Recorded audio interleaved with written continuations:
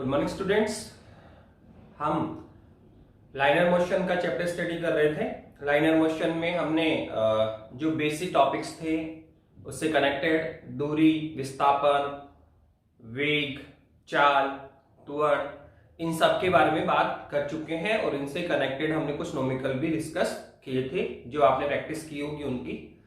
अब इस चैप्टर में एक इंपॉर्टेंट हम टॉपिक डिस्कस कर रहे हैं जो कि हम बहुत लो लेवल क्लास में भी 9th और 10th क्लास में भी स्टडी कर चुके हैं और आप इसे आगे भी काफी लंबे समय तक यूज करते रहेंगे। वो है हमारा न्यूटन के गति के समीकरण। न्यूटन के गति के समीकरण जो बहुत ही इंपॉर्टेंट इक्वेशंस है, इंपॉर्टेंट पार्ट है फिजिक्स का, जो काफी सारे एप्लीकेशंस में हम इनको यूज करते हैं। तो बेटा आप सब लोग इसको अच्छे से ठीक है रीड करें और अच्छी प्रैक्टिस करें। ओके, कंटिन्यू करते हैं। न्यूटन के गति के समीकरण। तो क्या है न्यूटन के गति के समीकरण? तो बेटा ये तो हम सब लोग जानते हैं कि न्यूटन के गति के इक्वेशन क्या है। हम यहाँ 11th क्लास में हम थोड़ा उनको डिटेल से स्टडी करेंगे। 9th या 10th स्टैंडर्ड पे आपने क्या किया, न्यूटन के इक्वेशन को डायरेक्ट लर्न किया और उनको यूज करना सीखा। लेकिन यहाँ हम न्यूटन के गति के इक्वेशन को डेवलप भी करेंगे कि जो न्यूटन के इक्वेशंस है वो कैसे व्युत्पन्न की जा सकती है। उनको हम 2 या 3 मेथड डिस्कस करेंगे, ठीक है, जिनकी सहायता से या जिनकी हेल्प से हम न्यूटन के इक्वेशन को डेवलप करना सीखेंगे। पहला है आपका गणितीय मेथड, ठीक है। गणितीय मेथड या गणितीय विधि के द्वारा हम न्यूटन की इक्वेशन को डेवलप कर सकते हैं। सेकंड, ग्राफिकल मेथड, ग्राफीय विधि के द्वारा भी न्यूटन के गति के समीकरण को व्युत्पन्न किया जा सकता है। ऐसे ही समाकलन विधि के द्वारा भी, इंटीग्रल हमने सीखा है, इंटीग्रल आप करना जानते हैं, तो समाकलन या समाकलन विधि के द्वारा भी न्यूटन के गति के समीकरण को डेवलप किया जा सकता है। तो आज की क्लास का टॉपिक यही होगा कि न्यूटन के गति के समीकरण क्या है और गति के समीकरण को कैसे हम व्युत्पन्न करेंगे, मैथमेटिकल मेथड के द्वारा, ग्राफिकल मेथड के द्वारा और लास्ट में है इंटीग्रल मेथड के द्वारा। तो सबसे पहले समझिए इक्वेशंस क्या है। तो देखो न्यूटन के गति के समीकरण को समझने के लिए हम एक एग्जांपल ले रहे हैं। सपोज कीजिए एक ऑब्जेक्ट है, कोई वस्तु है, मान लेते हैं एक वस्तु है जिसका प्रारंभिक टाइम t कितना है, 0 है। प्रारंभिक टाइम कितना है, 0 है। और ये भी मान लेते हैं कि माना इसका जो इनर्शियल वेग है सर वो कितना है, u है। प्रारंभिक समय कितना है, 0, और जो उसका प्रारंभिक वेग है वो कितना है, u है। और लेट अस सपोज कि t टाइम में ये वस्तु यहां से यहां पर आ जाती है। मान लीजिए कि t टाइम में ये वस्तु यहां से यहां पर आ जाती है। ओके, तो उस इन दिस केस क्या होगा सर, t बराबर 0 पर वेग कितना था, u। Let us suppose t time में, कितने टाइम में, t टाइम में, ठीक है। तो अब टाइम कितना हो गया है सर, t2 कितना हो गया, t टाइम हो गया। पहले कितना था सर, 0 सेकंड पे इसका वेग कितना था, u वेग था, प्रारंभिक वेग कितना था, u। आफ्टर t टाइम माना ये वस्तु आगे चल के आ जाती है, ठीक है, और अब टाइम कितना हो गया, t टाइम हो गया है। और लेट अस सपोज इसकी जो वेलोसिटी है वो u से परिवर्तित होकर कितना हो चुकी है सर, v हो चुकी है। कितना हो चुकी है, v। तो u तो कौन है, वस्तु का प्रारंभिक वेग, और सर v कौन है सर, ये है v है वस्तु का अंतिम वेग। ये हमने वस्तु की गति मोशन का एक छोटा सा पार्ट लिया है कि यहां वस्तु का वेग कितना था, u। फिर जब वस्तु यहां से यहां आ गई तो उसका वेग u से चेंज होकर कितना हो गया है, v। तो u है वस्तु का प्रारंभिक वेग और सर v कौन है सर, v है वस्तु का अंतिम वेग, ठीक है। और वस्तु को यहां से यहां तक ये जो मोशन का पार्ट है इसमें कितना टाइम लगा, t। अब एक चीज और कर सकते हैं कि वस्तु जब यहां से यहां पर आ रही है तो डेफिनेटली कुछ ट्रैवलिंग तो हुई है, वस्तु कुछ दूरी चलकर आई है। तो हम ये मान लेंगे कि माना यहां से यहां तक वस्तु के द्वारा जो तय की गई दूरी है वो कौन है सर, s है। s कौन है, वस्तु के द्वारा तय की गई दूरी है। और आप देखो इस मोशन में हमने क्या देखा कि सर वस्तु का प्रारंभिक वेग कितना था, u। फिर t टाइम के पश्चात उसका वेग u से परिवर्तित हुआ और कितना हो गया, v। सर कैसे परिवर्तित होना है, वेग को हमें परिवर्तित करना है, सर कैसे? तो आप चाहे तो वेग को बढ़ा सकते हैं, आप चाहे तो वेग को घटा सकते हैं। प्रारंभ वेग कम हो सकता है, बाद का वेग ज्यादा हो गया, प्रारंभ वेग ज्यादा हो सकता है, बाद का वेग कम हो गया, मतलब हमें परिवर्तन करना है।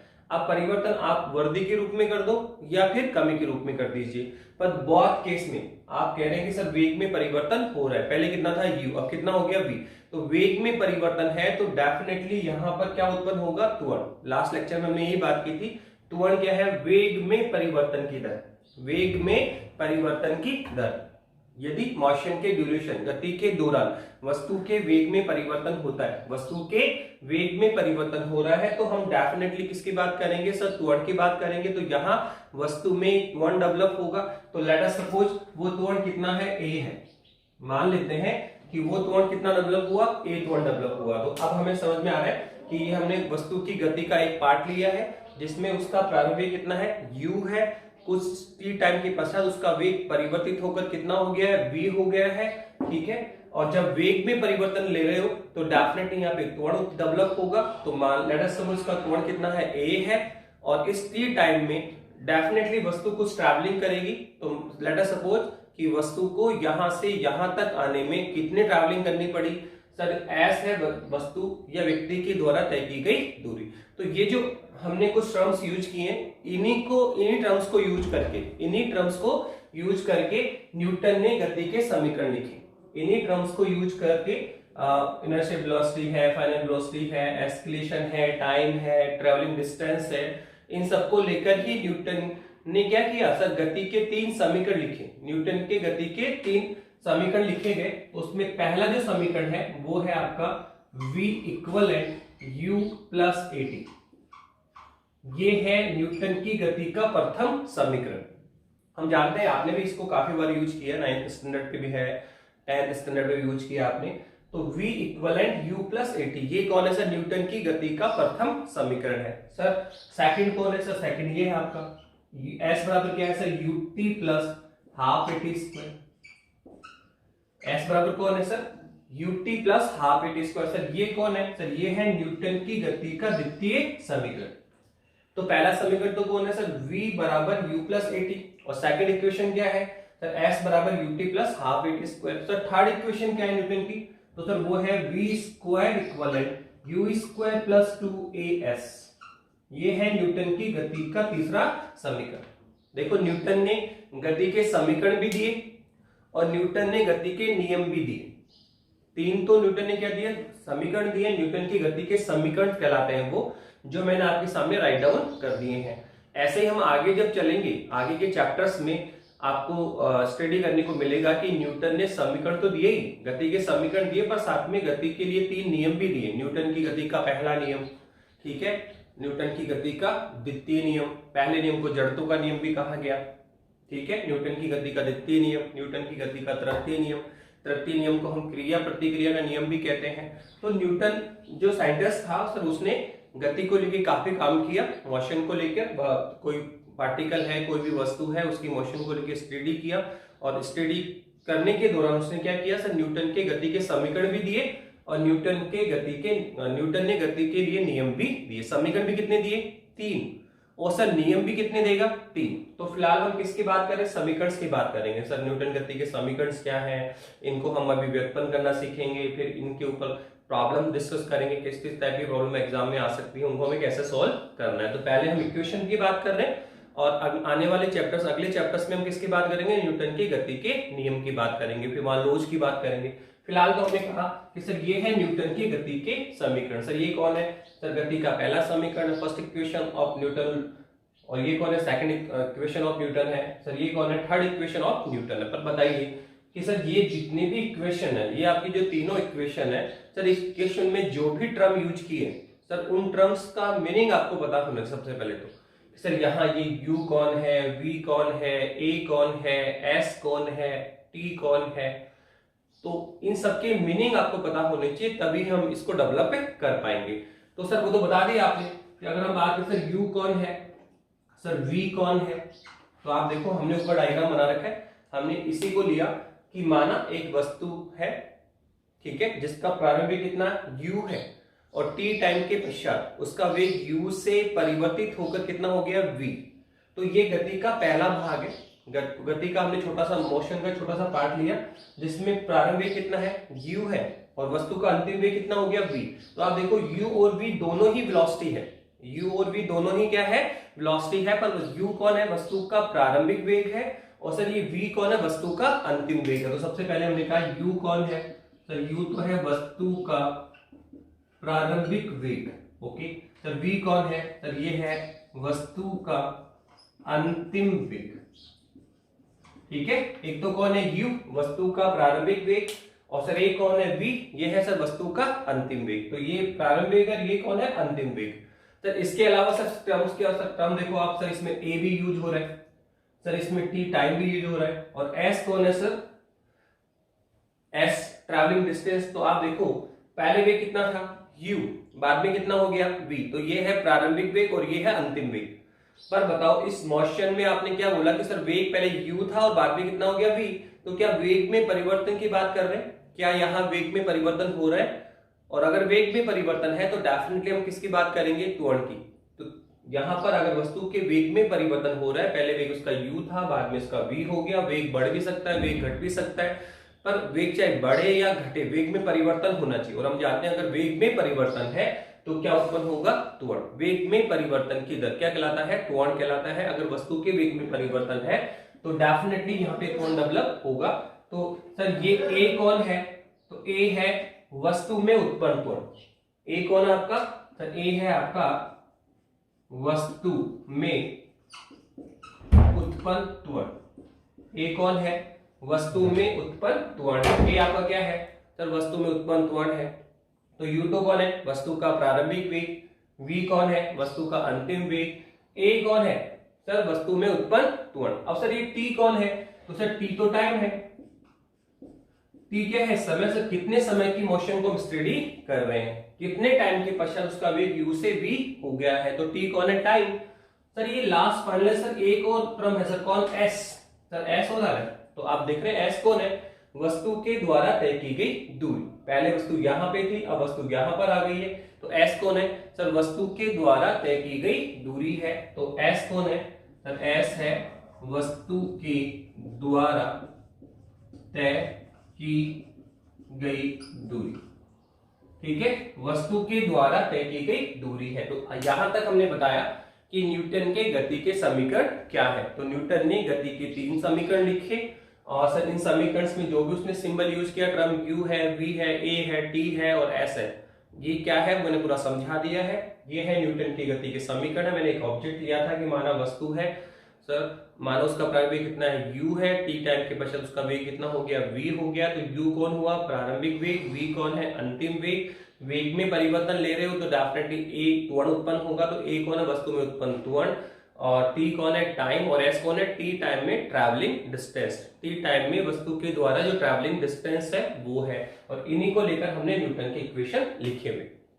ठीक है, तो ये न्यूटन की गति के समीकरण हमें दिए गए लिखे गए, पर हमारे माइंड में क्वेश्चन यही क्लिक कर रहा है कि क्या सर हम इनको डायरेक्टली लर्न करना है क्या, ठीक है, या इनको ऐसे ही राइट डाउन कर दिया गया है, या प्रॉपर रूप से इनको डेवलप किया गया है, इनको व्युत्पन्न किया गया है या डायरेक्टली लिखा गया है हमारे लिए। तो ऐसा नहीं है कि हमें न्यूटन के इक्वेशन को रटना है या लर्न ही करना है। आपको ध्यान होना चाहिए, इक्वेशन को आपको लर्न करना है, ध्यान में रखना है, पर ये सारी इक्वेशन डेवलप की गई, व्युत्पन्न की गई। इन सारे इक्वेशंस को लेकर हम व्युत्पन्न कर सकते हैं। तो अब नेक्स्ट हमारा जो टॉपिक है वो यही होगा, न्यूटन के गति के समीकरण को व्युत्पन्न करना। न्यूटन के गति के समीकरण को व्युत्पन्न करेंगे। समीकरण आई कैसे, ये कैसे सर, ये संबंध कैसे डेवलप हुआ, तो इन इक्वेशंस को हम डेवलप करेंगे, इनको व्युत्पन्न करेंगे। पर जब व्युत्पन्न करने की बात आती है तो सर न्यूटन के गति के समीकरण को किस प्रकार से डेवलप किया जा सकता है, किस प्रकार से व्युत्पन्न किया जा सकता है, तो हम 3 मेथड यहाँ स्टडी करेंगे। न्यूटन के गति के समीकरण को व्युत्पन्न करने के लिए सर हम 3 मेथड स्टडी करेंगे। सबसे पहला, हम गणितीय विधि के द्वारा भी न्यूटन के गति के समीकरण को व्युत्पन्न कर सकते हैं। हम गणितीय विधि के द्वारा भी क्या कर सकते हैं सर, न्यूटन के गति के समीकरण को व्युत्पन्न कर सकते हैं। सेकंड, हम ग्राफीय मेथड, जो ग्राफिकल मेथड है, ग्राफ के द्वारा भी हम न्यूटन के गति के समीकरण को व्युत्पन्न कर सकते हैं। तो पहला मेथड कौन सा है सर गणितीय विधि के द्वारा इक्वेशन को डेवलप करना सीखेंगे। सर सेकंड मेथड क्या है? सर ग्राफीय विधि के द्वारा, ग्राफीय विधि के द्वारा भी न्यूटन के गति के समीकरण को व्युत्पन्न किया जा सकता है। सर थर्ड मेथड क्या है? तो थर्ड मेथड है कि सर हमने समाकलन करना सीखा है। इंटीग्रल हम जानते हैं, इंटीग्रल क्या होता है, उसके लिए हमने कुछ बेसिक फॉर्मूले आपको बताए थे। तो सर इंटीग्रल अगर आपको आता है तो इंटीग्रल का यूज करके, समाकलन का यूज करके भी हम न्यूटन के गति के समीकरण को डेवलप कर सकते हैं, व्युत्पन्न कर सकते हैं। तो ये तीनों ही हमें करने हैं। पहला मैथमेटिकल डेरिवेशन, सेकंड कौन है सर? सेकंड है आपका ग्राफिकल डेरिवेशन, और थर्ड कौन है सर? Integral method. तो तीन मेथड है, गणितीय विधि के द्वारा, सेकंड है ग्राफीय विधि के द्वारा, और थर्ड क्या है सर? समाकलन विधि के द्वारा न्यूटन की गति के समीकरण को व्युत्पन्न करना। अब हम वन बाय वन कर रहे हैं। सबसे पहला कौन से कर रहे हैं सर? गणितीय विधि के द्वारा न्यूटन की गति के समीकरण को व्युत्पन्न करना। ओके, पहला मेथड देखिए क्या है। चलो करते हैं। सबसे फर्स्ट मेथड क्या है सर? गणितीय विधि के द्वारा। क्या कहा सर? गणितीय विधि के द्वारा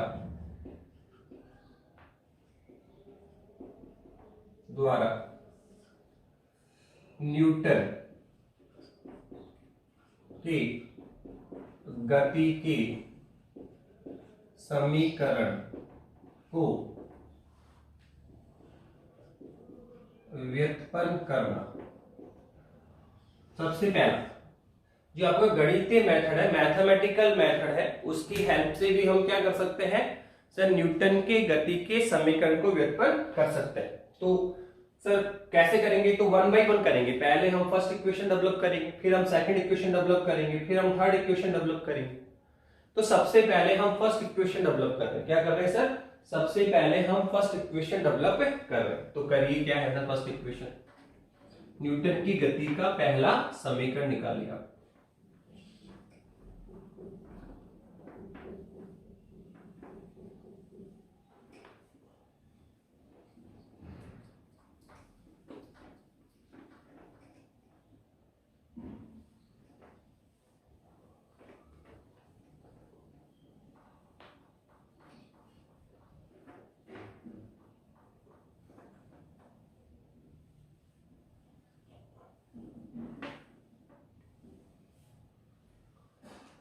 ओके, सबसे पहले हम ले रहे हैं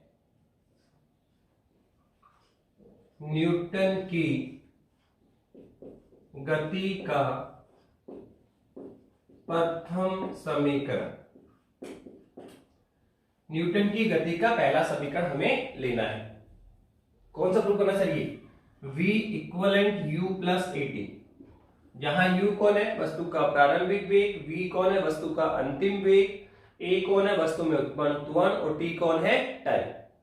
ठीक है, तो सर ये हमें प्रूव करना है। तो बताइए हमने क्या माना था सर? हमने माना था कि माना ये वस्तु है, ओके, इसका प्रारंभिक वेग कितना है? u है। टाइम t बराबर कितना है सर? प्रारंभ में टाइम कितना है? 0 है। और सर इसका वेग कितना है? u है। और लेट अस सपोज ये भी माना कि let us suppose t time के पश्चात, t टाइम के बाद क्या हुआ सर? इसका वेग सर टाइम कितना हो गया है सर? t टाइम के बाद बात कर रहे, टाइम कितना हो गया? t हो गया सर। इसकी जो वेलोसिटी है सर वो u से चेंज होकर, परिवर्तित होकर कितना हो गया सर? v हो गया। अब अगर सर वेग में परिवर्तन हुआ, पहले कितना था? u, फिर कितना हो गया? v, तो सर डेफिनेटली यहां क्या उत्पन्न होगा? त्वरण। तो माना सर वस्तु में कितना त्वरण उत्पन्न हुआ? a।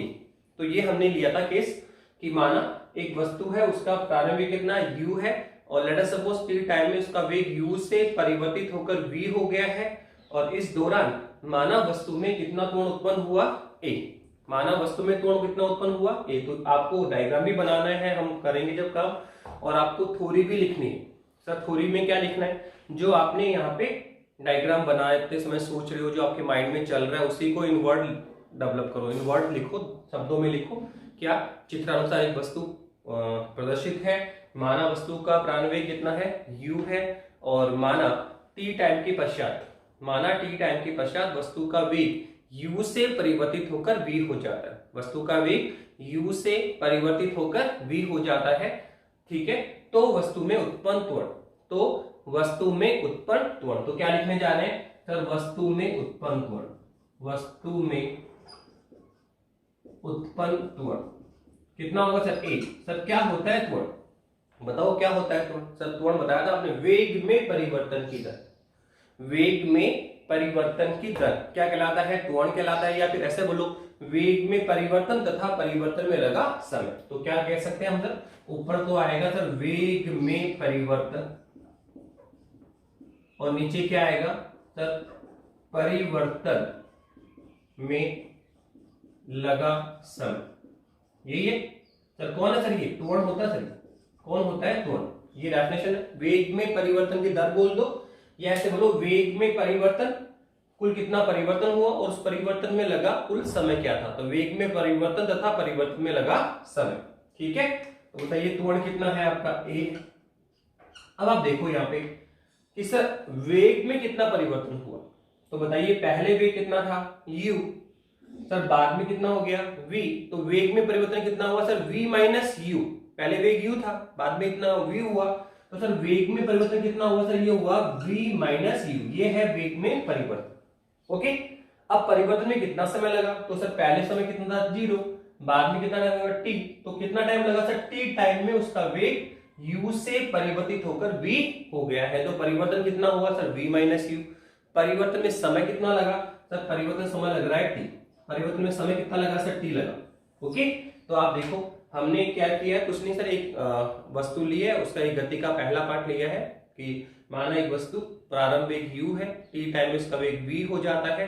तो वस्तु में उत्पन्न त्वरण हमने लिखा है, वस्तु में उत्पन्न त्वरण हमने लिखा है। तो कैसे लिखें सर, वेग में परिवर्तन तथा परिवर्तन में लगा कुल समय। तो परिवर्तन कितना है सर, v माइनस यू, समय कितना लगा t। तो a इक्विवेलेंट कितना है sir, v minus you upon t आ गया। अब आप देखो इसको सिंप्लीफाई करेंगे तो आपकी न्यूटन की गति का फर्स्ट इक्वेशन आ भी जाएगा। अगर आप इसको सिंप्लीफाई करें तो सर न्यूटन की गति का पहला समीकरण हमारे सामने आ भी जाएगा। सर कैसे, आप सोल्व कर लीजिए इसको। ठीक है, आप इसके नीचे 1 करें, क्रॉस मल्टीप्लाई करें तो कितना आएगा सर, ये हमारे पास आ गया v माइनस यू इक्विवेलेंट कितना होगा 8। ठीक है, क्या कुछ नहीं करना सर, त्वरण है, इसके नीचे 1 करो और क्रॉस मल्टीप्लाई करो, तो ये और ये और ये और मल्टीप्लाई होंगे। तो v माइनस यू बराबर कितना 80 आया सर, u को इधर लेकर आना चाहिए। तो v इक्विवेलेंट कौन है, u प्लस 80। v इक्विवेलेंट क्या आया, u प्लस 80। ये आपका समीकरण 1 आ गया। और यही कौन है सर, न्यूटन की गति का प्रथम समीकरण है। क्या लिखेंगे, यही न्यूटन की गति का प्रथम समीकरण है। तो आप देखो न्यूटन की गति का पहला समीकरण तो हमने निकाल भी लिया। न्यूटन की गति का जो पहला समीकरण है सर वो हमने निकाल भी लिया। क्या टिपिकल लगा, क्या बहुत इजी गोइंग हम कर पा रहे हैं, बहुत सिंपल सा है। पहले भी कितना u था, बाद में कितना हो गया v हो गया, कितने टाइम में t टाइम में। तो सर क्या लिखा सर, कुछ नहीं लिखा, वस्तु में उत्पन्न त्वरण का फॉर्मूला लिखा। वस्तु में उत्पन्न त्वरण आप लिखिए, न्यूटन की गति का पहला समीकरण आ भी गया, कोई दिक्कत। अब हम बात करना चाहते हैं सर न्यूटन की गति का द्वितीय समीकरण। क्या करने जा रहे हैं सर, सर न्यूटन की गति का द्वितीय समीकरण निकालिए। तो नेक्स्ट टॉपिक है हमारा सर न्यूटन की गति का द्वितीय समीकरण। ठीक है, पहले हमने क्या निकाला था सर, न्यूटन की गति का प्रथम समीकरण, सब वो निकाल लिया गया, आ भी गया सर। अब सेकंड इक्वेशन तो बोलो, फर्स्ट सेकंड इक्वेशन एक्चुअल में फर्स्ट ये रहा u v बराबर u प्लस 80, और ये फर्स्ट वो तो निकाल लिया सर। सेकंड क्या है सर, s बराबर ut प्लस हाफ 80 स्क्वायर। ठीक है, ये आपका सेकंड इक्वेशन है। तो देखो फर्स्ट इक्वेशन निकालने के लिए हमने त्वरण लिख दिया। अब सेकंड इक्वेशन निकालने के लिए हमें ये करना है सर, s बराबर ut प्लस हाफ 80 स्क्वायर करना। s बराबर क्या है sir, ut plus half 80 square है। तो आप तो जब सेकंड इक्वेशन में आप देखें तो सर हमें सेकंड इक्वेशन प्रूव करने के लिए हमें क्या निकालना, फाइंड आउट करना पड़ेगा सर s। आप इस मोशन के इस भाग में, जो गति का ये जो भाग है, जहां वस्तु प्रारंभिक u है, बाद में v कितना हो गया v हो गया, t टाइम में त्वरण कितना डेवलप हुआ, ठीक है a डेवलप हुआ। तो सर इस गति के भाग में, ये जो गति का भाग है वस्तु का, सर इस मोशन की ड्यूरेशन में सर ये s कौन है, तो बताया था सर आपने, s होती है सर वस्तु पहले यहां पर थी क्या, फिर वस्तु यहां पर आ गई है क्या। तो सर एक्चुअल में सर s है कौन, सर वस्तु के द्वारा तय की गई दूरी। ये एस कौन है सर? एस है वस्तु के द्वारा तय की गई दूरी, ओके। और ए कौन है? वस्तु में उत्पन्न त्वरण। सिंबल तो पहले बता चुके हम लोग, यहाँ यू कौन है? प्रारंभिक वेग, वी कौन है? अंतिम वेग, ए कौन है? वस्तु में उत्पन्न त्वरण, टी कौन है? Time T. और सर एस कौन है? सर एस है टी टाइम में वस्तु के द्वारा तय की गई दूरी। अब आप देखो सेकंड इक्वेशन अगर आप गौर करें तो सर सेकंड इक्वेशन अपने आप में खुद कह रही है कि सर अगर मुझे इक्वेशन सेकंड डेवलप करना है, इसको व्युत्पन्न करना है, तो सर हमें इस यहां वस्तु के द्वारा तय की गई दूरी निकालनी पड़ेगी, ठीक है। इस मोशन में, इस गति के दौरान वस्तु के द्वारा तय की गई दूरी निकाल लीजिए। वही क्या होगा सर? न्यूटन की गति का द्वितीय समीकरण होगा। बहुत सिंपल है, फर्स्ट इक्वेशन कुछ नहीं करना, इस मोशन का पार्ट लिया, इसमें त्वरण लिख दिया, पहला समीकरण आ गया, ओके। अब क्या करना है सर? सेकंड इक्वेशन के लिए क्या करना है सर? सर कुछ नहीं, इस गति का ये जो भाग है आपका, इस मोशन के दौरान वस्तु के द्वारा तय की गई दूरी आप निकाल लीजिए। सर तय की गई दूरी, कितनी दूरी यहाँ ट्रैवलिंग हो रही है सर, वो दूरी आप फाइंड आउट करो। सर वही कौन है? न्यूटन की गति का द्वितीय समीकरण। तो देखो हमें क्या निकालनी सर? हमें दूरी निकालनी।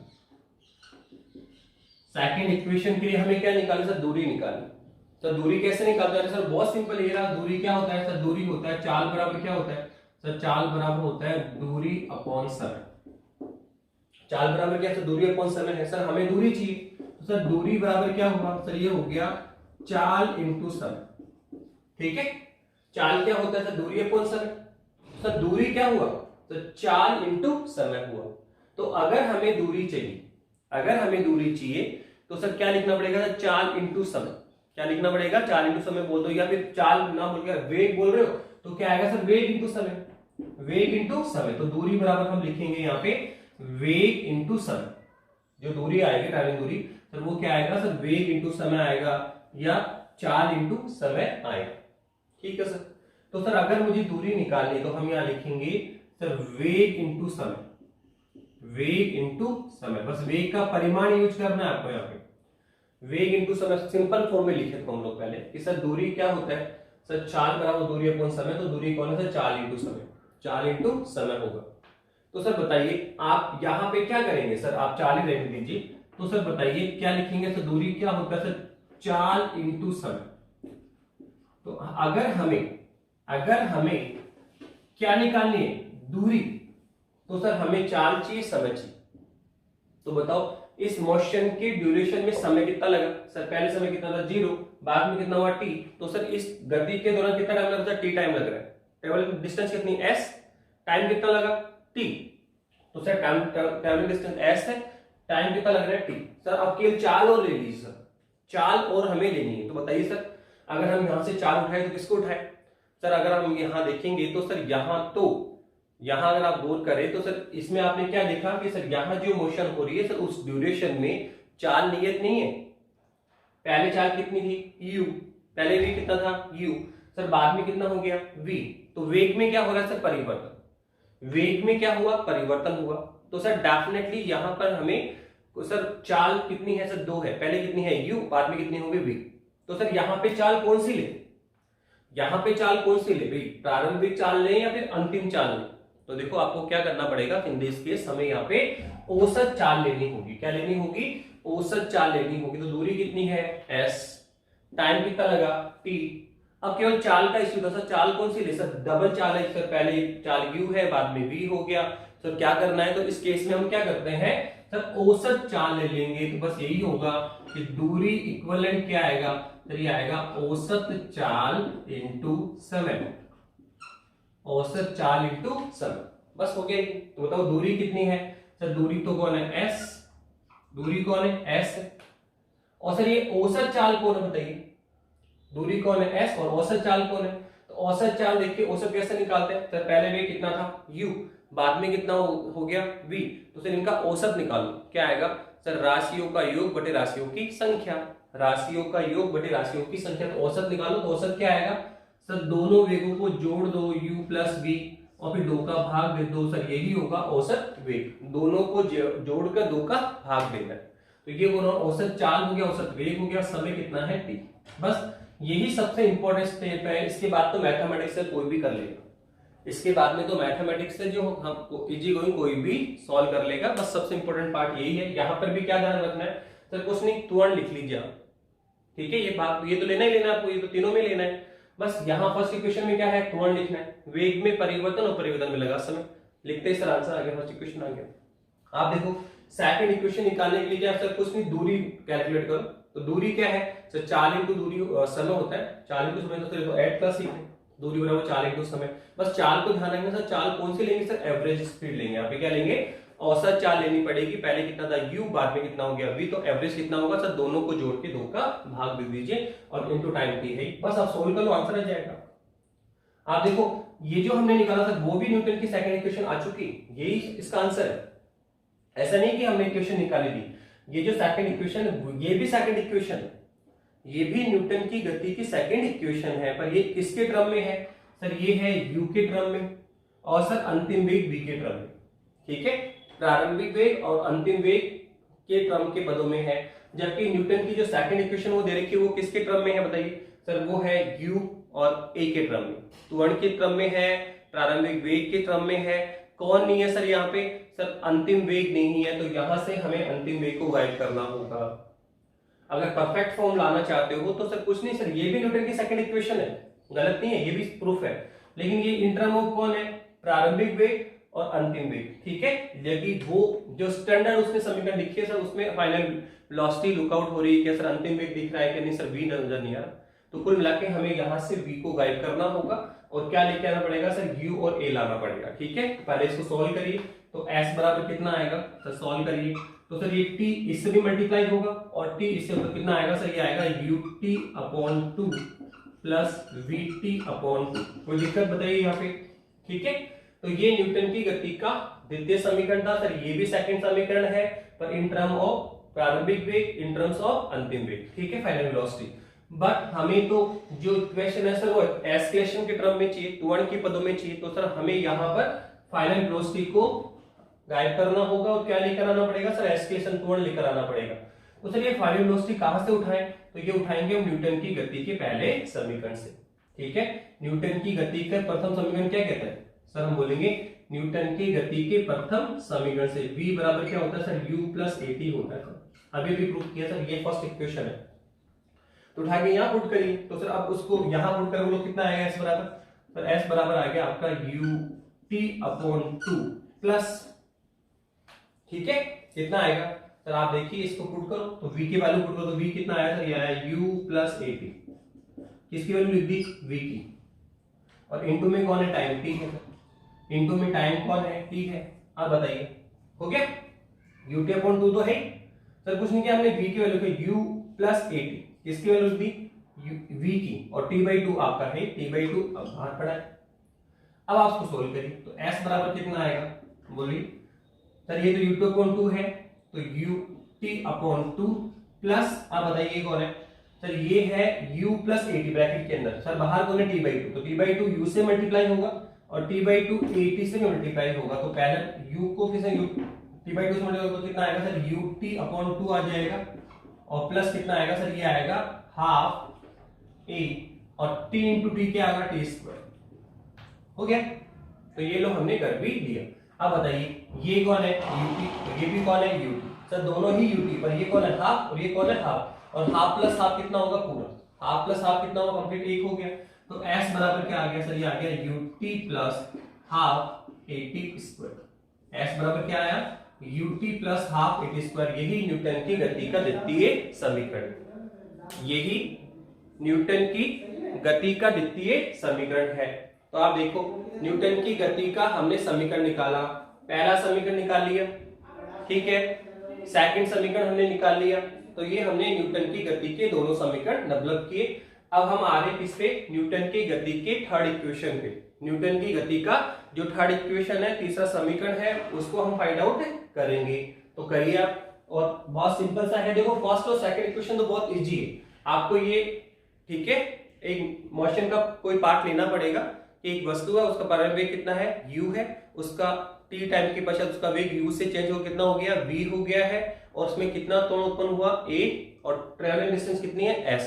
तो ये आप पार्ट लेंगे, और इस पार्ट में क्या करना है, सिंपल सा काम करना है कि अगर इस मोशन के इस पार्ट में अगर हम त्वरण लिखेंगे तो न्यूटन की गति का पहला समीकरण आ जाएगा, और अगर हम यहाँ पे ट्रैवलिंग डिस्टेंस s निकालेंगे तो न्यूटन की गति का द्वितीय समीकरण आ जाएगा। अब हम कर रहे हैं न्यूटन की गति का तृतीय समीकरण।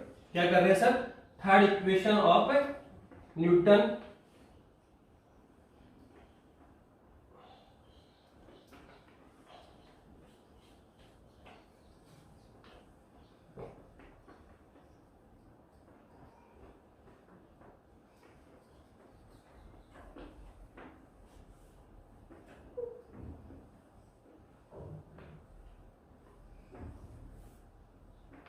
चलिए न्यूटन की गति का तृतीय समीकरण क्या निकाल रहे थे? न्यूटन की गति का तृतीय समीकरण निकाल रहे हैं।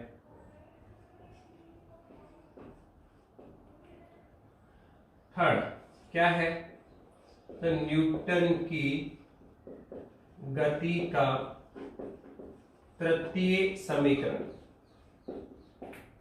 न्यूटन की गति का तृतीय समीकरण थर्ड इक्वेशन का सर क्या है सर? ये ना v स्क्वायर बराबर u square plus 2as, v square बराबर क्या आएगा sir? u square plus 2as। तो ये है न्यूटन की फर्स्ट इक्वेशन, ये है न्यूटन की सेकंड इक्वेशन और ये है न्यूटन की थर्ड इक्वेशन।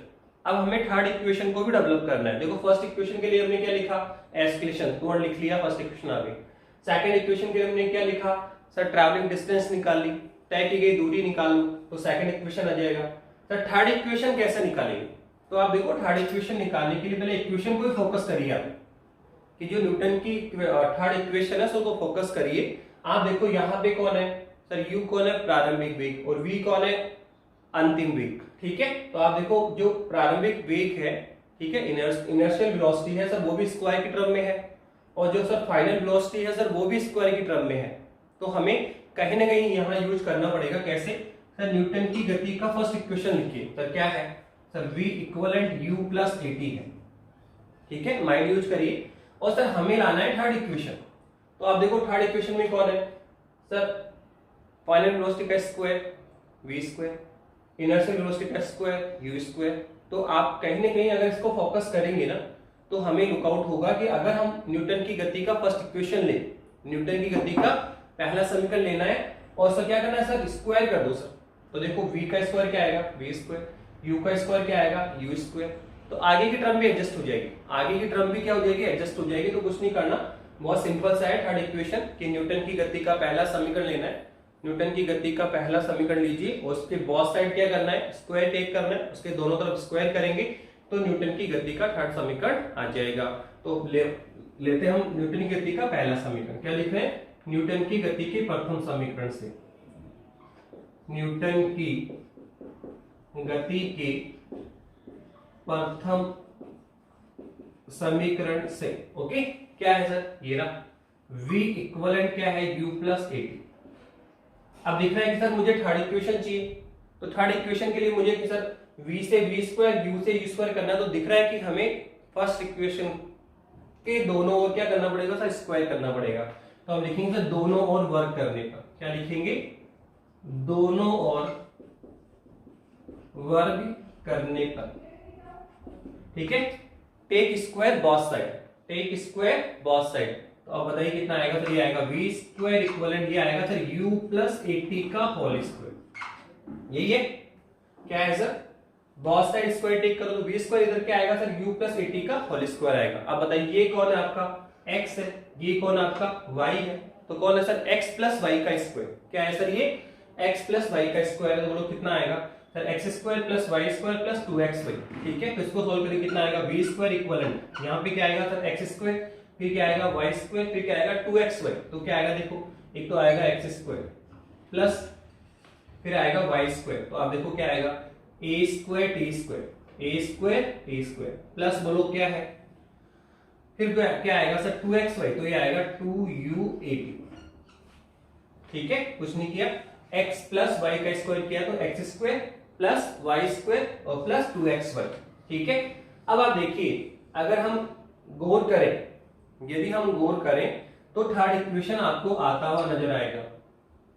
जो न्यूटन की थर्ड इक्वेशन है सर वो कहीं ना कहीं आपको आती हुई नजर आ रही है। सर कैसे? सर क्या चाहिए? v स्क्वायर, सर आ गया। फिर क्या चाहिए सर? u स्क्वायर, सर ये भी आ गया। अब आपको क्या चाहिए सर? 2as चाहिए। क्या चाहिए? 2as चाहिए।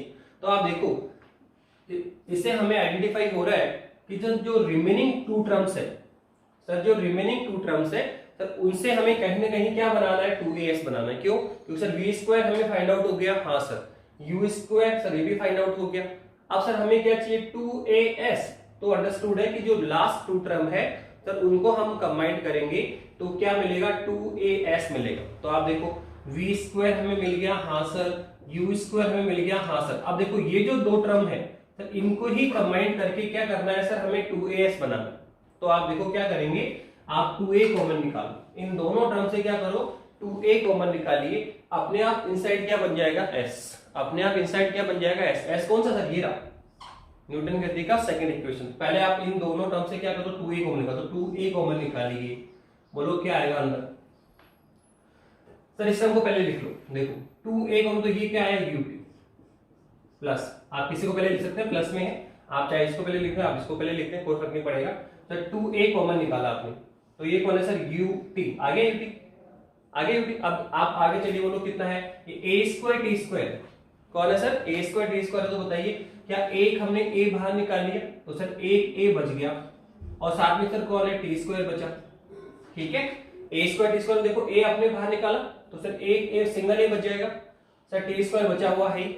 पर आप देखो यहां हम 2b कॉमन निकाल रहे हैं, यहां हम 2b कॉमन निकाल रहे हैं, जबकि यहाँ पे 2 नहीं है, यहाँ पे 2 था, 2a बाहर निकला, सर ut बच गया।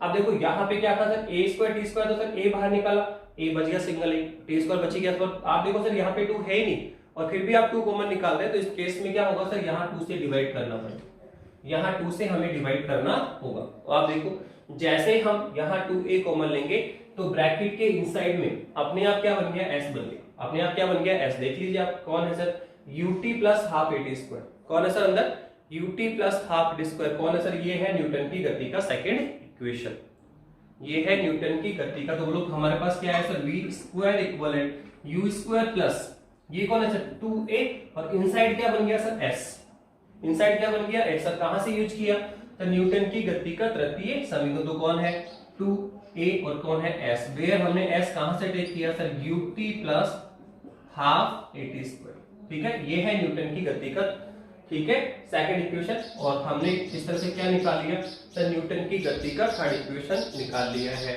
देखो कुछ नहीं, थर्ड इक्वेशन तो बहुत आसान है। फर्स्ट इक्वेशन में क्या करना है सर, 2 लिख दो, s क्वेश्चन लिखो, फर्स्ट इक्वेशन आ गया सर। सेकंड के लिए हमने क्या सर, दूरी निकालनी है। सर दूरी क्या होता है सर, 4 इंटू समय, 4 इंटू समय, सिंपल हो गया। दूरी क्या होता है, 4 इंटू समय। इतना ध्यान रखना कि हमें औसत 4 लिखनी पड़ेगी, क्या लिखनी पड़ेगी, औसत। 4 इंटू समय तो है, पर औसत 4 इंटू समय करना पड़ेगा, तो सेकंड इक्वेशन आ जाएगा।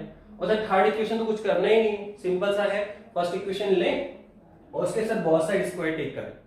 फर्स्ट इक्वेशन लेकर उसके बहुत साइड क्या करना सर, स्क्वायर टेक करना। जैसे टेक करोगे आपका थर्ड इक्वेशन आ जाएगा, ठीक है, ओके। तो इस तरह से हमने एक मेथड कंप्लीट किया, न्यूटन के गति के समीकरण को व्युत्पन्न किया। पर कौन से मेथड से किया सर, न्यूटन गणितीय विधि के द्वारा। कैसा, कौन सा मेथड लगाया सर, गणितीय विधि के द्वारा किया। गणितीय विधि के द्वारा न्यूटन के गति के समीकरण को हमने व्युत्पन्न कर लिया। नेक्स्ट लेक्चर में, अभी हम 2 मेथड और हमारे पास में, नेक्स्ट लेक्चर में हम क्या करेंगे, ग्राफीय विधि के द्वारा न्यूटन के गति के समीकरण को व्युत्पन्न करेंगे। ओके बेटा, थैंक यू।